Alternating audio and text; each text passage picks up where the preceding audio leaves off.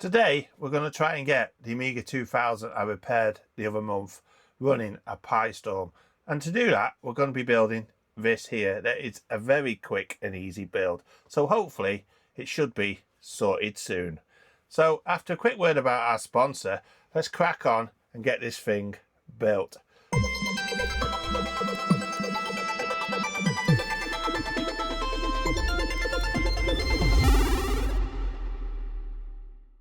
If, like me, you like building things, then make sure you pop along to PCBWay. They produce high quality custom PCBs perfect for replacement boards, prototypes, or even your own retro products. So once you've got your project you want to build, all you got to do is simply click Add to Cart, which is this big green button on the right hand side. Once you've done that, you're presented with this new page here.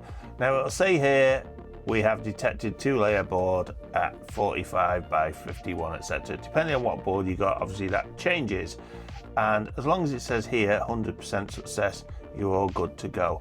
Now there is a hyperlink at the top here for simple tutorial, which will give you some more information should you get lost. Now we do have some options we do need to set. The first one being, make sure you have the right country selected for your shipping costs, so you can make sure you're paying the right amount of postage to get it to your country. Now you got the quantity here, which is always set to 5, which is great because you've always got spares if things do actually go wrong on your build. Now also a couple of options down below which are worth looking at is here, which is your solder mask color and also your silk screen color.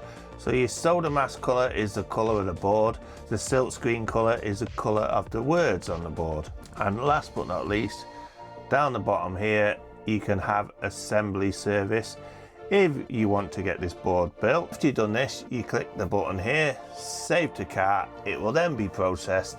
As you can see, the color of the boards is absolutely excellent and the quality is second to none. Great job, PCBWay. So whether you're into repairing a retro classic or just building something brand new, PCBWay is the way to go.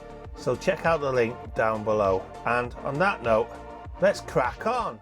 So it's now a Sunday morning and I'm filming this for a Monday release. The video I was filming last week, which was a build of another Amiga related item, actually went wrong at the last minute. I actually ended up breaking something.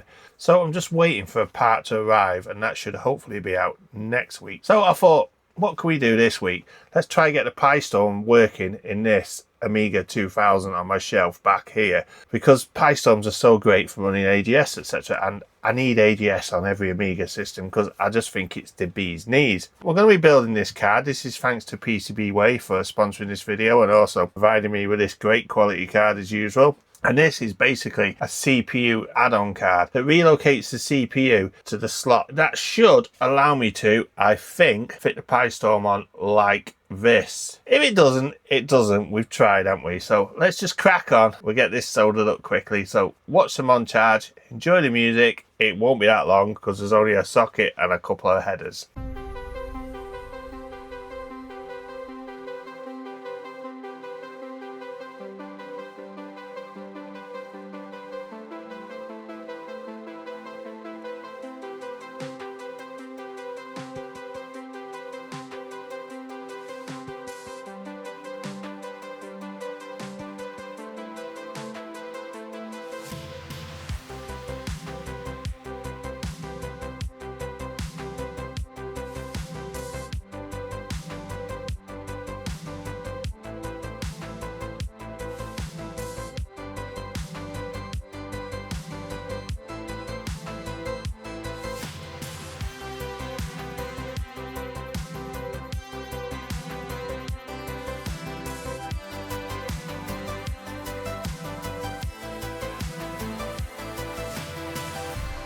So that's that board complete. And what else I can do is build one of these here, which is a CR2032 battery holder, which will make upgrading the battery easy and shouldn't leak like the old Vata used to. So let's crack on and get this done, then we'll get them both in the ultrasonic bath and cleaned up. One thing I read about this one is this one uses a MOSFET here instead of a diode. So that means it's still got the same protection, but also the voltage is extremely low to drop. So it should actually be better than one you can buy from the likes on the internet.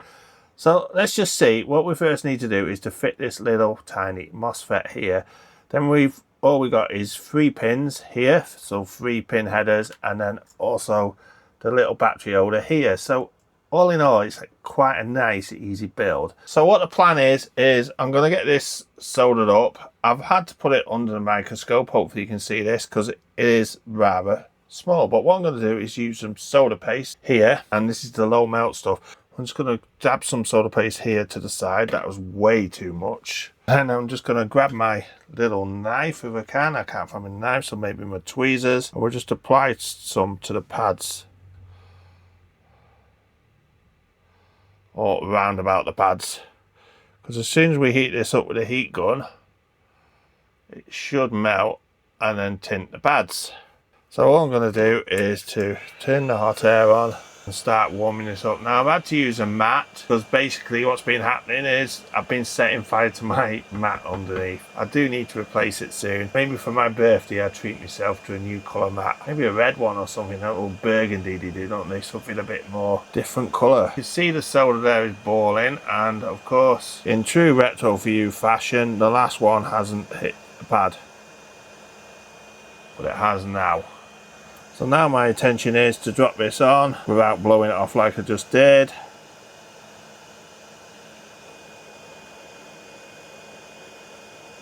So we could just slide that into place. Concentration here. It should, like it just did, fall into place.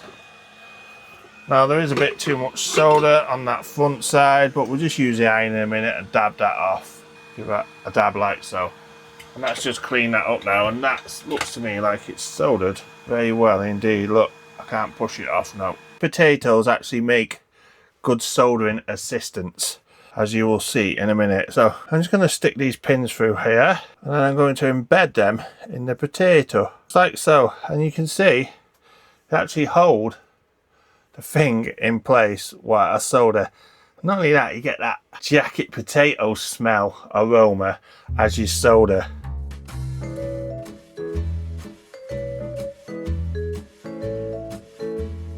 What we got to do is to stick this over Z-top. Make sure it's the right way around. Well, you can tell by the cutout and the shape. Obviously the circle goes that way. And then we've just got to solder that .